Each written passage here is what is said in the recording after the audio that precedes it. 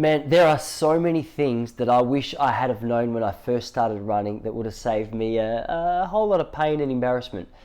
Today's video, I wanted to share with you some hacks, some strategies that's going to make your experience as a long distance runner so much more enjoyable.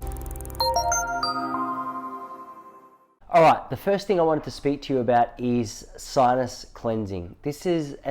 It's an ugly one, but it is so helpful with all the allergens and with all the dust and with all the whatever's out there on our runs. There's a lot of stuff that goes up into our sinuses that just doesn't need to be there.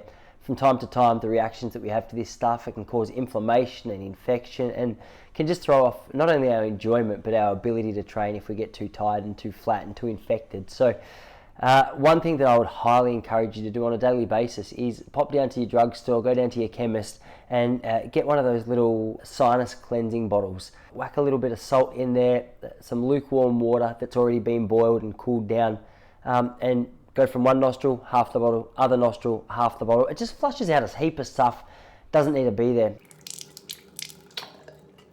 I mean, it's not glamorous, but it works. I'd also recommend just trying cutting out dairy. I had 2 sinus operations before I realized I was just allergic to dairy.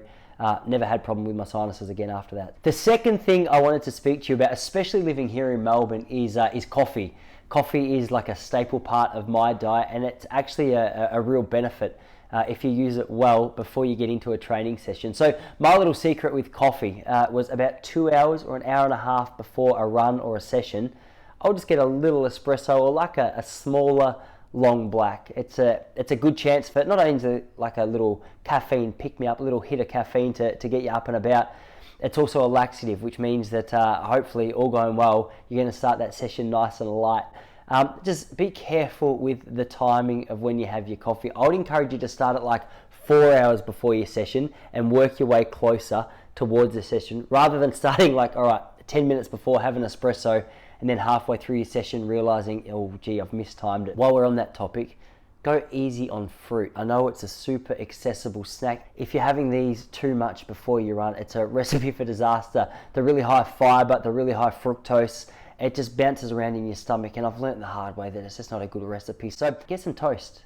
I like a little bit of wholemeal toast. Some people like the white bread because it's easier to digest. Either way, just find out what works for you. But a little bit of toast. If you're in Australia, chuck some Vegemite on it. If you're in the States, I don't know, what do you guys have over there? Peanut butter, just a thin layer. Little bit of jam. There's plenty of options. It's just a nice way to make sure that you get to the beginning of that run or that session with something in your stomach that's not going to cause too much tummy upset. If you've been in the running scene for any amount of time now, you're going to know how addictive it is just looking at your watch, looking at your mile splits or your kilometer splits and trying to see if you've improved from last week. It's like social media for our running. It's something exciting. It gives you a little dopamine hit to see that you're running faster. I would encourage you, don't look at your Garmin all the time. You don't need the latest model. Look at this one. This is what I've run with for 3 years. I'm not sure I should be showing that on camera. I don't even know what model it is, but it's definitely a girl's version.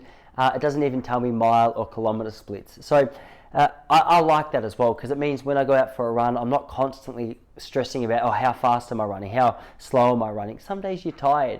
Some days you're on fire. Our goal should be patience and consistency, not just like one killer session and then try and beat that every session. It's counterintuitive. It leaves you tired and flat.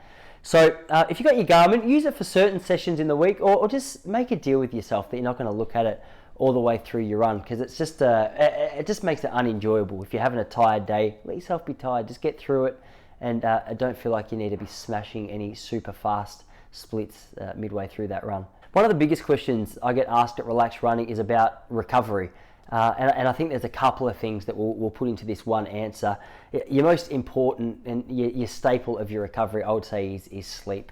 I heard that 45 years ago, the average American got 8 hours sleep per night, and the same percentage today is at about 6 hours sleep per night. So I would really encourage you to clear some time out of your schedule to just, if you can find little places just to minimize the amount of commitments that you have. In fact, check out The Minimalist. They've got some great practical strategies for you to clear out the excess in your life so you can create space for what you really value. And I think as a runner, one of those things is definitely sleep. We're all good in the distance running world of just doing more. But when it comes to actually recovering and let that hard work settle into our muscles, I think there's a lot that can be learned there. Also, massage. If you can get a massage once a month or so, once every couple of months, just to loosen those muscles out, get that blood flowing around, and just speed up that recovery. That would be great as well. But also your food, trying to get some protein in after a long run, just trying to replace that energy as quickly as you can. I know there's a lot of runners here in Australia who, as I just mentioned, like to get a little bit of peanut butter, like to get a little bit of bread, like to just top up those energy sources, maybe a sports drink to replace those electrolytes and everything else you've just sweated out. Especially in that 1 hour after you've finished your run, that'll be like a crucial time to get those core ingredients into your body to make sure that it's being replaced and you're ready to go again tomorrow. Another one is make sure you're not running on worn out shoes. I think we can so often get used to just like trying to wear in a pair of shoes for so long that we become used to the impact that we're now having on the concrete, which over time can lead to injury. So just a general rule for me is if I start feeling stones that I probably shouldn't be feeling through the sole of my shoe, I know I'm ready. I know I'm ready to update my shoes to get a new pair. Ideally, you want to make sure that the sole of them is not too worn out. You don't want the cushioning to be so impacted that the impact on your knees and your legs and your feet is just copping a real hit, because we need all the help we can get when it comes to recovery and when it comes to injury prevention. So that's a small one. I've got a library of Olympians speaking through all of their secrets and strategies at relaxrunning.com. So you can access the membership for $5 a month at the moment. So if you're interested in hearing from the best of the best in the sport, jump on over, check that out. Apart from that, guys, hey, let us know what works for you. What do you like? What do you wish you had been told years ago when you first started running that might save someone time, discomfort, and just a real lack of enjoyment when it comes to their running?